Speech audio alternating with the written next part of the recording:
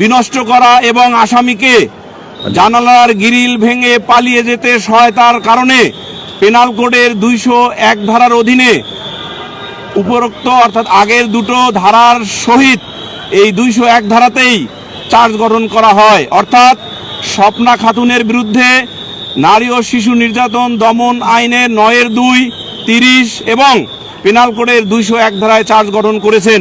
এবং এরপরে মাননীয় ট্রাইব্যুনালে নারী ও শিশু নির্যাতন দমন আইন 2000-এর 20-এর উপধারা 2 সাবমিশন আকারে পড়ে শোনাই যে আমরা পড়ে শোনাই এই বলে যে এই আইনের এই বাধ্যবাধকতায় বলা আছে যে বিচার কার্য শুরু হইলে একটানা প্রতি কার্য দিবসে বিচার কার্য সম্পন্ন করাইবার জন্য পরিচালিত করতে হবে। তখন মাননীয় ট্রাইব্যুনাল এই সাবমিশনে সন্তুষ্ট হয়ে আগামীকাল রাষ্ট্রপক্ষে সাক্ষী উপস্থাপনের জন্য নির্দেশ দিয়েছেন সংশ্লিষ্ট কর্তৃপক্ষকে এবং একই সাথে আগামীকাল থেকে এই মামলার সাক্ষ্য গ্রহণ প্রক্রিয়া একটানা চলিতে থাকিবে। ধন্যবাদ সকলকে। ধন্যবাদ। একটা বিষয় জানা ছিল লানের, সেটা হচ্ছে এই যে বললেন এই যে 9-2 ধারা অভিযোগ গঠনের মধ্য দিয়ে এই মামলায় আনুষ্ঠানিকভাবে বিচারের আদেশ দিলেন কিনা এবং এই যে অভিযোগগুলো আনা হয়েছে এই অভিযোগ প্রমাণিত হলে আসামিদের সর্বোচ্চ শাস্তি কি হতে পারে? আচ্ছা, 9-2 ব্যাপারটা হলো আপনি যেটা বলেছেন একটু অ্যাডভান্স, তারপরও বলে নেই।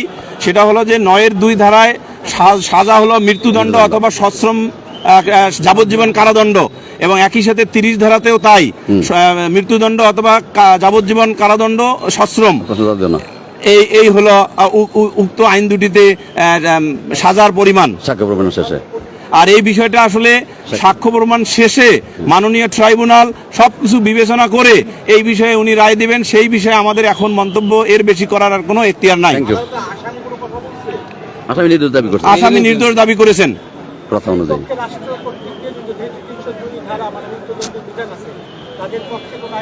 হ্যাঁ, তাদের পক্ষে আইনজীবী ছিলেন। আমরা রাষ্ট্র কর্তৃক মানে সরকার কর্তৃক নিয়োজিত স্টেট ডিফেন্স লয়ার, তার হিয়ারিং আপনারা শুনেছেন, আমরাও রাষ্ট্রপক্ষে শুনেছি এবং উনি আসামির পক্ষে নির্দোষিতা দাবি করেছেন এবং তার হিয়ারিং করেছেন। এইটা আসলে একটানা চলিবে আইনেই বলা আছে এবং একটানা চলিবে, এটা মন্তব্য করার এখতিয়ার আমাদের নেই। উনি ওনার যুক্তিতে যে উনি যে যুক্তি দিয়েছেন সে যুক্তি হলো আমাদের রাষ্ট্রপক্ষের যুক্তির কাছে মানে এটা যুক্তির পর্যায়ে পড়ে না, তারপরে ওনার এখতিয়ার উনি বলেছেন। ঠিক আছে, এটা তো স্টেট ডিফেন্স আমরা বলবো, স্টেট ডিফেন্স দিয়ে থ্যাংক ইউ।